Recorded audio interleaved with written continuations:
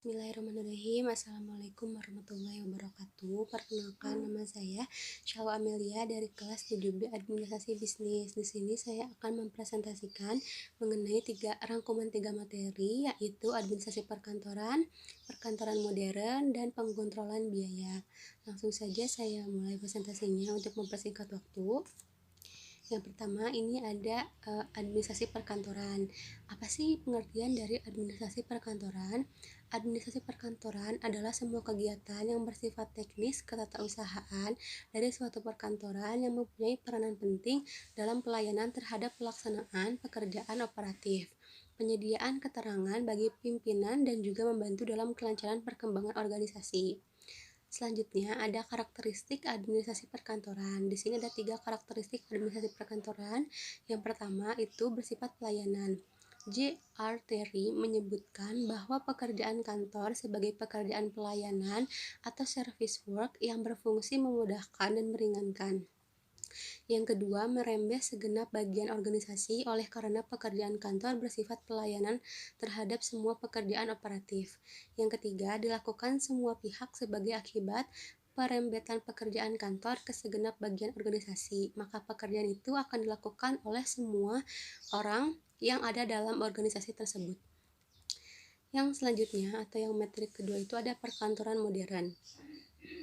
Perkantoran modern mempunyai ciri-ciri memiliki bangunan dan tata ruang yang baik, menggunakan alat dan perlengkapan termasuk mebeler yang tepat.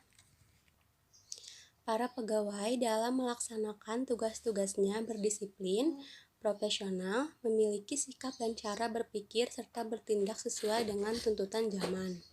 Perkantoran modern juga sering digambarkan sebagai kantor yang segala kegiatannya serba dikomputerkan atau computerized. Perubahan besar memang telah terjadi dalam lingkungan perkantoran. Selanjutnya, ada prinsip-prinsip perkantoran modern. Ada 4 prinsip perkantoran modern. Yang pertama, ada manajer kantor harus merencanakan pekerjaan apa yang harus dikerjakan dan bagaimana, kapan dan di mana harus dikerjakan, dan oleh siapa harus dikerjakan.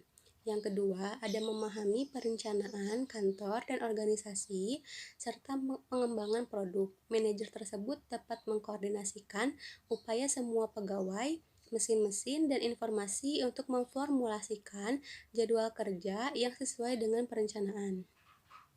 Dan yang ketiga, ada prosedur dan sistem operasi yang tepat, praktik penyimpanan arsip, dan metode untuk melaksanakan rencana.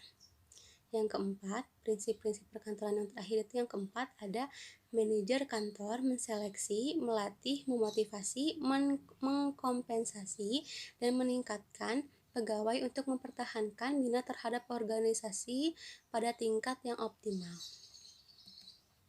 Selanjutnya, materi yang terakhir itu ada pengkontrolan biaya dan anggaran. Untuk yang pertama itu ada penganggaran biaya. Nah, untuk penganggaran biaya ini, penganggaran untuk administrasi perkantoran merupakan salah satu tugas utama manajer administrasi sebagai alat pengontrolan kinerja pegawai maupun proses administrasi yang terjadi. Untuk memfasilitasi pembuatan anggaran di kantor administrasi, terdapat 4 hal yang perlu diperhatikan, yaitu yang pertama, keterlibatan karyawan dalam menyusun anggaran administrasi kantor. Yang kedua, anggaran harus tetap merefleksikan perkiraan dan biaya operasional. Yang selanjutnya ada anggaran harus disiapkan untuk keadaan di luar perkiraan. Dan yang terakhir ada pegawai harus merasakan menjadi kesatuan dalam anggaran. Selanjutnya yang terakhir itu adalah pengkontrolan biaya. Dalam kegiatan administrasi perkantoran, kontrol biaya perlu dilakukan untuk mengelola pengeluaran biaya administrasi seminimal mungkin. Balance scorecard digunakan untuk mengukur kinerja administrasi perkantoran dengan mengintegrasikan metode pengukuran kinerja yang disusun untuk mendukung pelaksanaan strategi perusahaan. Dengan menggunakan pendekatan BSC atau Balance Scorecard, manajer menerjemahkan strategi perusahaan ke dalam alat pengukuran kinerja di mana pegawai akan mudah memahami dan mampu mengimplementasikannya. Nah, mungkin cukup sekian dari saya, rangkuman singkat dari 3 materi yang telah dijelaskan oleh teman-teman saya yang berpresentasi kemarin. Cukup sekian, terima kasih untuk perhatiannya. Wassalamualaikum warahmatullahi wabarakatuh.